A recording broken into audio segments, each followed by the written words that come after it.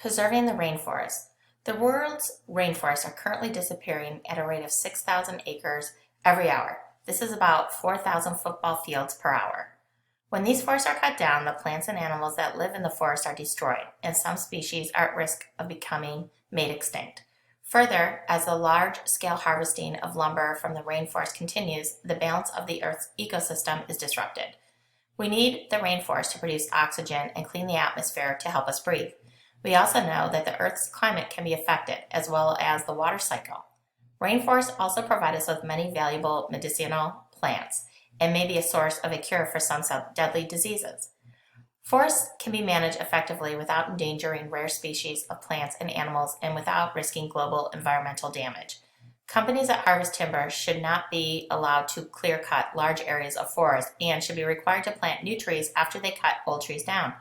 Government should create large parks and reserves where hunting and logging are not allowed. As a world community, we must be careful not to destroy the resources that people will need in the future. Many animals from the rainforest are brought to our country illegally. Parrots and iguanas, for example, are often imported illegally. We should not buy these animals, since that encourages other people to bring in more animals. Most of the products that we use in our country come from rainforests, such as rubber, coffee, and rainforest lumber. Rainforests are cut down to harvest the timber and also to make room for farms to grow coffee and spices.